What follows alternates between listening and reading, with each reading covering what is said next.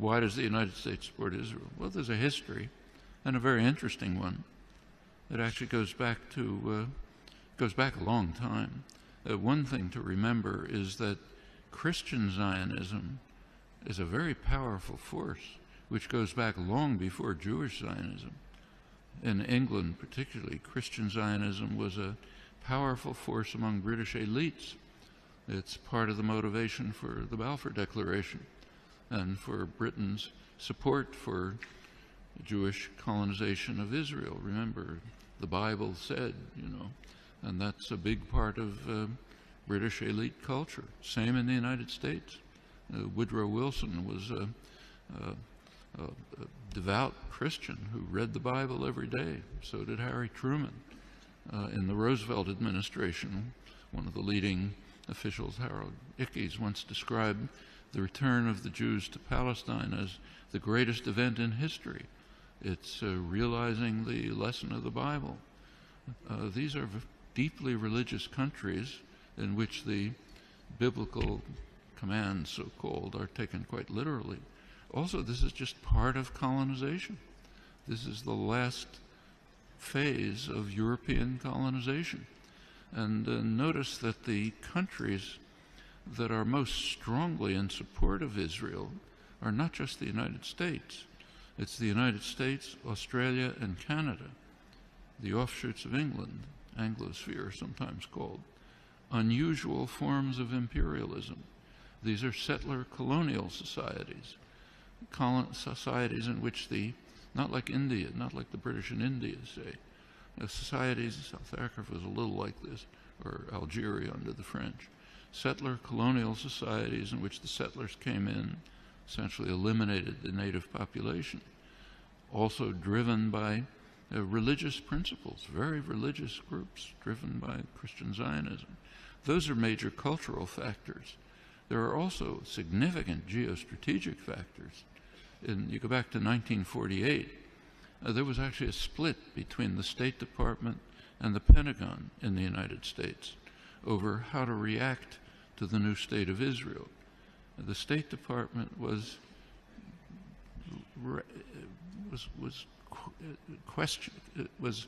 not committed strongly to Israeli conquests, the establishment of the state, and was concerned about the refugees.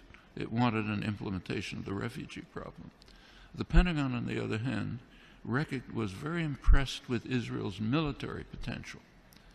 The Israeli military successes, if you look back at the internal record and declassified, the Joint Chiefs of Staff described Israel as the second largest military force in the region after Turkey and a potential base for U.S. power in the region. That continued. Can't run through the whole record, but in 1958, when there was a serious crisis in the region, Israel was the only state that strongly cooperated with Britain and the United States, and it won plenty of support from the governments and the military for that reason. 1967 is when the current relations with Israel were pretty much established. Israel performed a major service to the United States by destroying a secular Arab nationalism, a major enemy of the United States, and supporting radical Islam, which the U.S. supported. And it continues right until the present.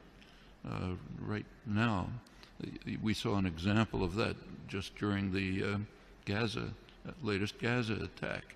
You recall that at one point, Israel began to run out of munitions during the assault, despite the fact that it's armed to the teeth. The United States provided Israel with additional munitions through the Pentagon. And notice where they were taken from. These were U.S. munitions pre-positioned in Israel for eventual use by U.S. forces. One of many signs of how Israel is regarded as essentially a military offshoot of the United States. Very close intelligence relations that go way back, many other connections. And the media tend to take up, to support the policy of the government with very few, kind of little questioning around the edges, but basically accept the policy. So, for example, take another issue. Take the U.S. invasion of Iraq. You cannot find the phrase U.S. invasion of Iraq in the U.S. media, though it was obviously an invasion, a blatant act of aggression, a textbook case of what the Nuremberg trials called the supreme international crime.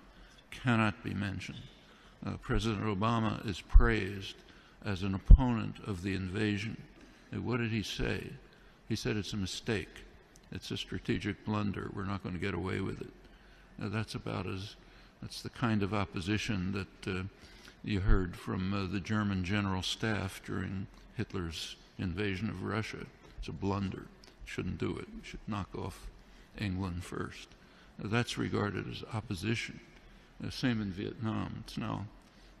There's now a commemoration underway, big commemoration of U.S. sacrifices in Vietnam. Try to find the phrase U.S. invasion of South Vietnam there or anywhere in the past year since 1961 when it took place. Non-existent, maybe on Democracy Now, what I write, but way out at the fringe. And this is not unique to the United States. Take, say, Britain. Right now there's interesting debates in the British literary journals, like the Times Literary Supplement, as to whether Britain should finally begin to recognize the genocidal, the word that's used, genocidal character of British colonization hundreds of years ago. Should Britain begin to face it? You can ask that question in many places. The tendency of the intellectual community to go along like a herd in support of state power, private power, is just overwhelming.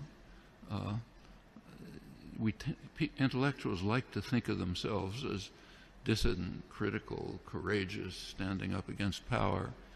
Absolutely untrue.